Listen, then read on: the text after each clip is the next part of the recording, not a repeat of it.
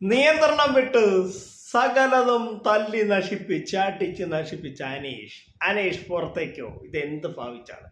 കൂടുതൽ channel like share ചെയ്യുക, subscribe പറയുന്നത് പറയുന്നില്ല. ഞാനിത് പുതിയ ബിഗ് ബോസ് അപ്ഡേറ്റുകൾ നിങ്ങൾക്ക് പെട്ടെന്ന് കിട്ടാൻ വേണ്ടി. അപ്പം നമുക്ക് നമ്മുടെ കാര്യത്തിലേക്ക് ഒരു പ്രമോ വന്നിട്ടുണ്ട് ഏഷ്യാനെറ്റ്. ഇപ്പോഴാണ് ഞാനത് കണ്ട. അതിൽ അനീഷ് ഇന്ന് നിയന്ത്രണം വിട്ട് അവിടെയുള്ള എല്ലാ ഇതും തല്ലി നശിപ്പിക്കുന്ന അടിച്ച് നശിപ്പിക്കുന്നതായിട്ടാണ് ആ പ്രമോയിൽ കാണുന്നത്. അനീഷിന് എന്താണ് പറ്റിയത്? ഇതുപോലെ അനീഷിനെ ഇതുവരെ കണ്ടിട്ടില്ല. വേറെ ഒന്നല്ല, അനിമോളുടെ വാശി തന്നെയാണ്. അനിമോള് വേറെയുള്ളവർക്കൊന്നും ഇത് കൊടുക്കുന്നില്ല. എത്ര നല്ലപോലെ കാണിച്ചാലും അനീഷിന്റെ ഇതിന് കൊടുക്കത്തില്ല. വെച്ചാൽ അക്ബർക്ക് ഒന്നും ഇതായി വരില്ല. അപ്പൊ അതുകൊണ്ട് അനീഷിന് അതറിയാം. അതായിരിക്കും അനീഷിന് കൂടുതൽ ഇത് ചെയ്യുന്നത്. പിന്നെ അനീഷിനും ഉണ്ട് വാശി, ഇല്ലെന്ന് പറയാൻ പറ്റത്തില്ല. ഇത്രയും ദേഷ്യപ്പെട്ട് ഒരു ടാസ്കിൽ അനീഷ് ആദ്യമായിട്ടാണ് കാണുന്നത്. എല്ലാം നശിക്കുകയോ ഒക്കെ ചെയ്യുന്നത്. പക്ഷേ ഇതിന്റെ പേര് അനീഷ് പുറത്തേക്കൊന്നും പോത്തൊന്നുമില്ല. ലാലേട്ടഞ്ഞി വരുമ്പം വാണിംഗ് ചെയ്യും. പക്ഷേ ഈ തവണത്തെ ടാസ്ക് എല്ലാം കടുപ്പമാണ്. എന്നുവെച്ചാൽ $5 ഇന്നത്തെ ടാസ്കിൽ കിട്ടുന്നത്. 5 കോയിൻ.